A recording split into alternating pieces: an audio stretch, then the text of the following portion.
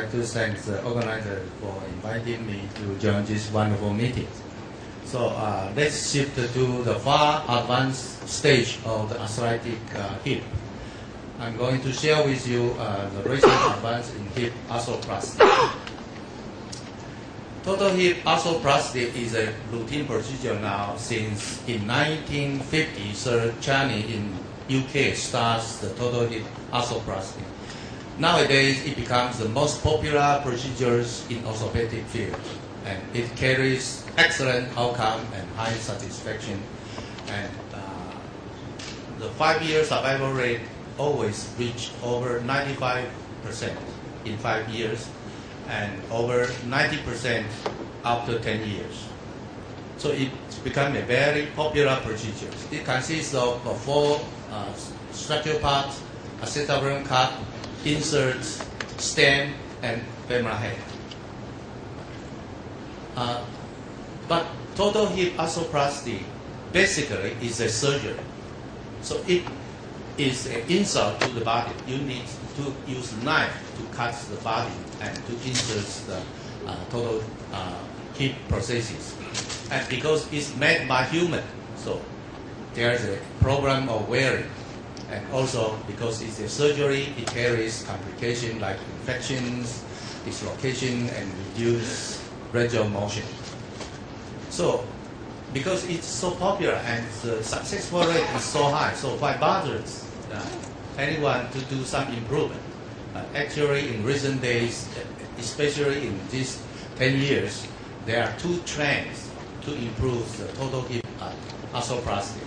One is minimal invasive surgery, and the other is to change the material by using enduring prosthesis. By definition, minimally invasive surgery reduces the physical damage and maintain or improve the surgical result. Why? The orthopedic surgeon needs mix, because this is the current trend. In electronic, you're using cellular form, it's become smaller and better, and medical services is the same trend. Patients ask for quicker recovery, reduced discomfort, and cost containment. And in general surgery, several years ago, 95% of cholecystectomy you need to open and to remove the gallbladder. But by the year 2000, 95% it was done by laparoscope, and hospital stay reduced to 2 days. For orthopedic, there is the same trend. So the minimally invasive surgery goal is it should have better or equal result, and it's not a difficult procedure, so that it can be a very popular procedure in every orthopedic field. And the satisfaction rate of the patient should be even higher than the conventional one, and it cannot be so expensive. My indication for mixed hip arthroplasty is for primary total hip replacement. It's not indicated for revision or any scar contracture for any difficult case. My first personal experience with the mix starting from before 2001, and I accumulate 86 cases. And I use the anterolateral approach, and it's a very conventional approach. And 7 centimeters was the incision what I need. And then this is a surgical approach. You can look at the figure. I will not go into detail. And you try to cut the muscle as little as possible, and try to protect the soft tissue as much as possible. And then through a very tiny hole, the skin, you can do your procedure. And it's a window theory, because you look at the skin is very flexible. You can move the window by doing that. So by doing things through a window, you can protect maximally the soft tissue, especially the muscle. So this is the procedures, and you carry it and you finish it. And I did a statistic on those 86 cases the age are the same. I make a comparison, and the age is the same, and the cup size is the same, and blood loss is less, as you can see here. And the inclination, anteversion, and the major complication are almost the same. So through this study, and the wound, it can be reduced, and hospital stay can be reduced, but the operation time is increased. So in this early learning curve, I come to a conclusion that mixed hip arthroplasty is feasible. It can be done, and it carries exactly the same satisfaction rate and the same result as the conventional one. So I meet a challenge from my colleague that why bother you use such a small wound to do a difficult procedure, and you increase your time is there any good on this? So after that, the first stage of experiment, I was challenged. So I did a prospective study after that, and I tried to use a functional score and by measuring the muscle strength and walking speed and functional score to see if we are doing the total hip arthroplasty through a tiny wound by maximum protection of the soft tissue, can patients get better result or get any benefit? Just as I mentioned, a minimally invasive arthroplasty carries potential advantage like minimal soft tissue trauma, reduced blood loss, decreased pain, shorter hospital stay, and early activity in return. But there is not much study, not many studies, definitely can prove the better outcome of the missed surgery.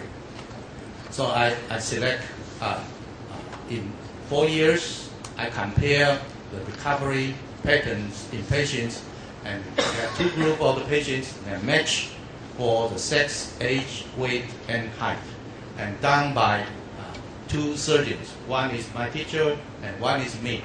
And the teacher is challenging my results. So I said, let's compare, head-to-head compare. So I correct 53 unilateral total hip matched the patient, and they are matched for sex, age, time, weight, height, and disease. And we compared mixed and conventional approach. And for demographic data, there is no statistical difference in age, sex, weight, height, size, and disease.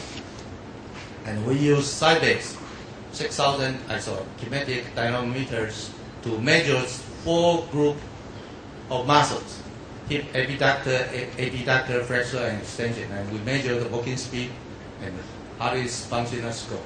And we measured every 6 months. The result: within 1 year, mixed has better muscle strength than the conventional.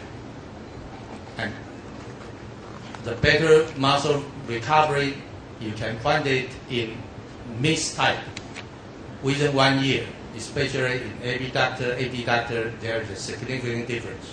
But for 2 years, after 2 years, there's only abduction, there is a difference. This is all data. I will not go through all the details. And the walking speed, yes, the mixed can provide a quicker walking speed and better functional score the first year and the year and a half, but not after 2 years. And this is the statistic. So in conclusion, the functional score after 1 year, after 2 years, is almost the same. But within 1 year and 1 year and a half, missed surgery does provide better recovery than the conventional one. And the walking speed show the same strength. Significant difference in walking speed within 1 year. And second year, there's no difference. So it means the muscle needs time, almost 2 years to recover. So conclusion, the mixed patients recover sooner due to less trauma on muscles. So gradually, in my department, the missed surgery becomes trend, and everyone is doing some sort of missed surgery now. Another problem is wearing of the prosthesis, because every man-made things breaks. So if you use a traditional one, like the right hand side, cobalt chrome is a metal, and you work with the polyethylene, and you got 0.1 and 0.4 millimeters wearing per hip.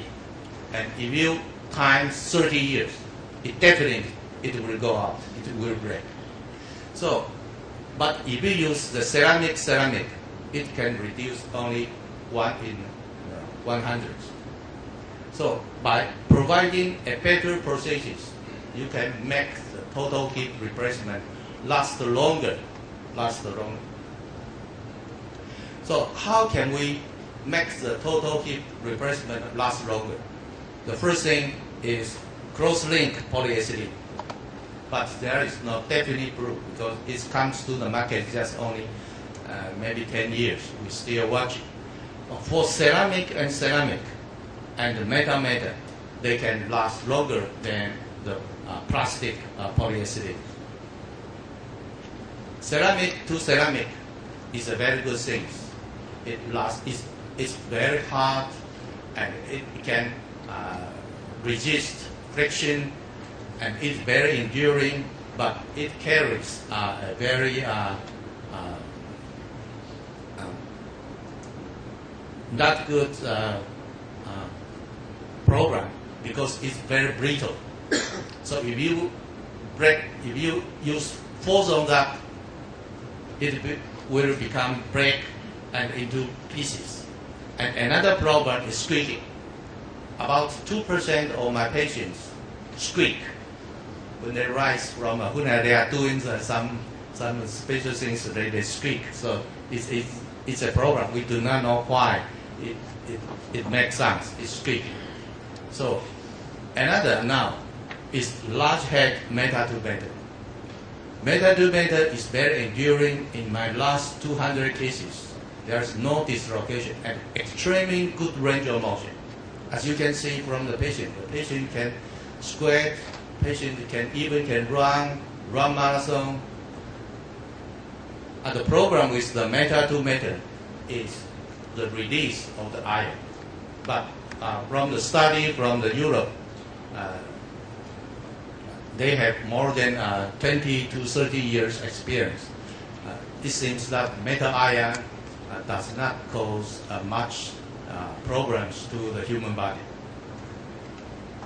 As you can see here, the large head metal to metal total hip arthroplasty, the patients can enjoy a very good range of motion, and the patient is rather young. And this is another case of the metal to metal replacement.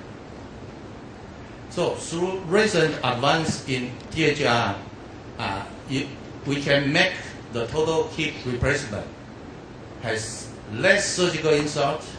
The patient can recover quicker, and the patient can almost return to full function, full range of motion of the hip joint. And also, the prosthesis will last longer than before. So the concept of orthopedic surgeon is changed now. For hip surgery, in the past, when I was a resident, my professor told me that total hip arthroplasty is a salvage procedure.